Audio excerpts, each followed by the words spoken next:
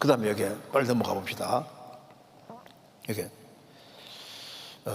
이제 두 가지 질문하는데, 베드로전서 1장 9절에 믿음의 결국 곧 영혼의 구원을 받음이라는 말씀은 설교에서 보통 칭의의 구절로 소개되고 납니다. 여기서 받음이라는 것은 헬라어로 이제 이렇게 되어 있는데 진행형을 뜻한다고 합니다. 그렇다면 이 구절을 오히려 성화의 구절로 이해하는 것이 아닌가요?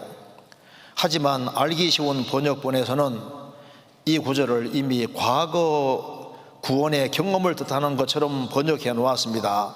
왜 이렇게 번역된 것일까요?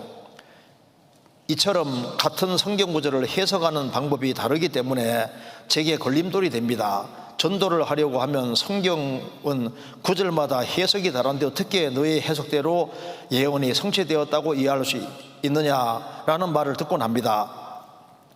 저 역시 사람마다 구절 해석이 차이가 있다는 것을 경험했습니다.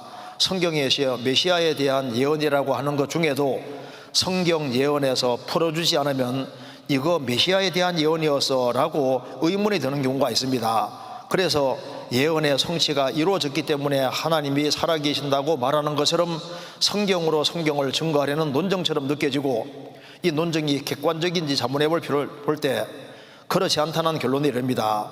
여기서 정말 예언이 사람의 해석을 따라 달라지는지 의심이 되어 우물쭈물할 때가 있습니다.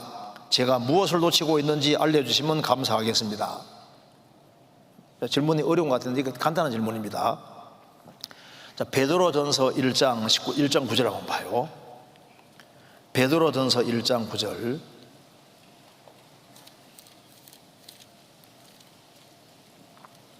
구절에 9절 믿음의 결국 곧 영혼의 구원을 받음이라. 이걸 보통 이제 우리가 칭의의 구절로 사용을 한다. 그런데 이제 이것이 헬라 원어에 보면은 이게 영혼의 구원을 받음이라가 진행형으로 되어 있는 것이기 때문에 이것이 성화에 대한 구절이 아니냐. 그런데 또 다른 번역을 보니까 이미 이제 구원을 이제 이렇게 과거처럼 이렇게 구원 경험을 뜻하는 것처럼 과거처럼 번역해 놨다. 이제 그런데 이것이요, 내용이 간단한 겁니다. 여기 보시면요, 베드로전서 1장 22절 보세요.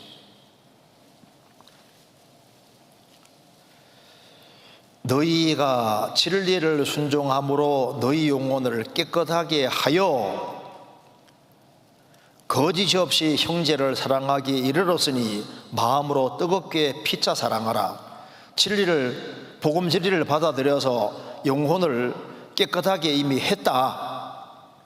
그러니까 거짓 없이 형제 사랑하기에 이미 이르렀으니까 마음으로 뜨겁게 피차 서로 사랑하라. 이제 거듭난 성도에게 하는 말씀이고, 진리를 순종함으로 영혼을 깨끗하게 했다고 말씀했습니다. 그래서 이게 헬라어로도 영혼을 깨끗하게 했고, 영혼이 깨끗하게 된 상태고, 영혼의 구원이 된 상태고, 그것이 현재에도 유효하다, 그런 의미입니다. 진행이라는 게 뭐냐면 이미 구원이라는 거, 영혼 구원이 됐고 지금도 현재도 유효한 상태로 있다, 그 말입니다. 그걸 말하는 거예요. 그러니까 헬라어로도 이 말이 정확히 맞는 겁니다. 그리고 영혼의 구원을 받음이라, 이 영혼이라는 거 자체가 이게 푸시케인데, 이게 영혼이 단독으로 쓸 때 이게 영혼으로 잘 번역했는데요, 영혼의 구원을 받음이란 말은 너가 지금 구원받은 상태다, 그 말입니다. 너가 영혼의 구원을 받음이란 말은 영혼이 깨끗하게 됐고, 그리고 너 자신이 구원을 받았고 지금 구원이 지금 유지되고 있는 상태다, 지금 그걸 말하는 겁니다. 그러니까 이게 번역이 이렇게 하는 것이 맞고, 헬라어에도 맞고, 이것이 지금 생활 구원을 지금 말하는 게 아니고 너 자신이 구원된 거다, 이렇게 말하는 거예요. 그리고 여기에 이처럼 성경을 해석하는 방법이 다르게 걸림이 됩니다. 걸림이 될 것이 없어요. 그리고 여기에 지금 얘기를 하는 것 중에 여기에 성경은 문맥이라는 것이 있기 때문에요. 이기 때문에 성경 전체 권 가운데 한 권이 있고 한 장 문맥이기 때문에 이게 문맥을 보면은 거의 알 수 있도록 돼 있어요. 이번은 굉장히 심각하게 생각하는 것 같은데 그렇게 심각하게 생각할 일이 없습니다. 그리고 여기에 성경을 해석하는 방법이 다르다, 이것도 문제가 있습니다. 그렇지 않아요. 그리고 전도를 하면은 성경 구절마다 해석이 다른데 어떻게 너의 해석대로 예언 성취되었다고 하느냐, 모르니까 이렇게 말하는 겁니다. 성경은 명료합니다. 하나님이 전 인류에게 말씀을 내려주셨는데 그렇게 엉성하게 내려주지 않았습니다. 여호와의 말씀은 순결하며 혹독 안에 7번 단련한 은가토다. 그리고 여기에 저 역시 사람마다 구절 해석에 차이가 있다는 걸 경험했습니다. 이것도 모르고 하는 소리예요. 성경은 전체 권속이기 때문에 함부로 해석할 수 있는 게 아닙니다. 그리고 메시아에 대한 예언이라는 것도 또 신약 성경 중에 풀어주지 않으면 이게 메시아에 대한 예언인가, 이것도 확실히 몰라서 그런 거예요. 그러니까 먼저는 성경을 첫 장부터 끝장까지 먼저 자세하게 읽어서 전체를 한번 자세하게 읽는 게 더 중요해요.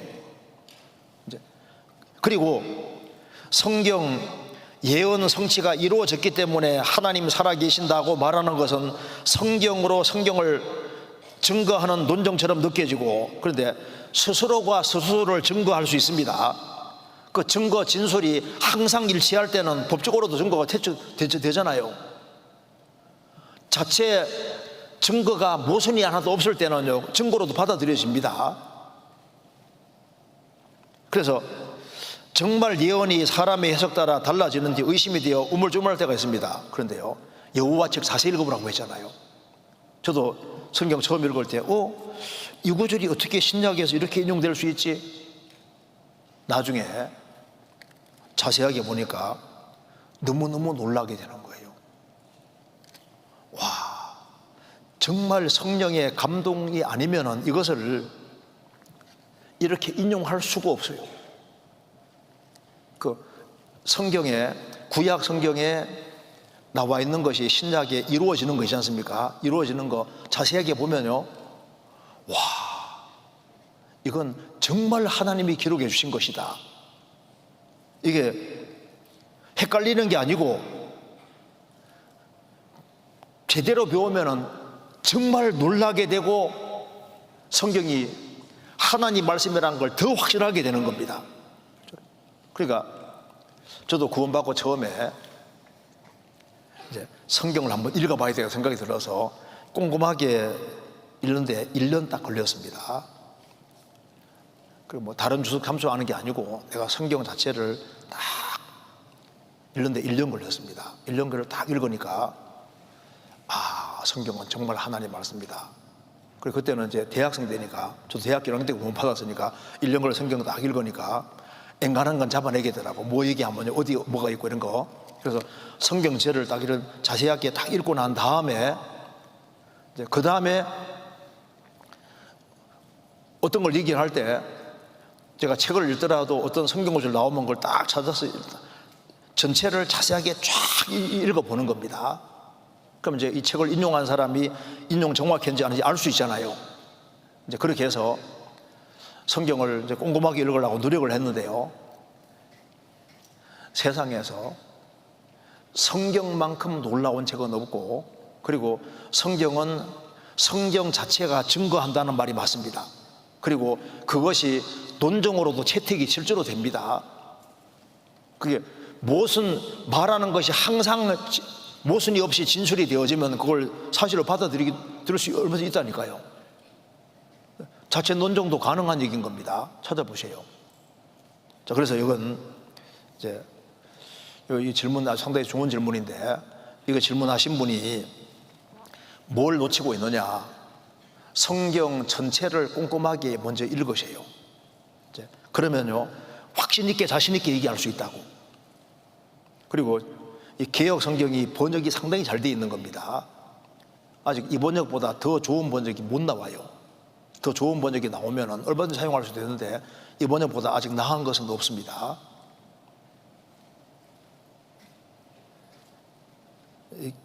지금 우리가 지금 사용하는 성경이 아주 훌륭하고 좋은 번역이에요. 그리고 성령으로 이제 거듭난 사람들은 또 행간의 뜻도 알 수 있거든요. 부족한 부분이 있어도 성령께서 알게 해주시고 참 신기한 거예요. 아버지가 편지를 보내왔는데 글자를 비틀비틀하게 써도 아들은 잘 알아듣잖아요. 남의 집 아들은 뭐 이런 걸 글이라고 써서 아는데 아버지 마음을 가지고 있는 아들은 잘 이해를 하는 것처럼 성경은 성령의 감동으로 기록되기 때문에 거듭나야만 성경을 제대로 알 수가 있는 거라고요. 먼저는 성경을 전체적으로 충실하게 읽고 아는 것이 먼저 필요할 겁니다.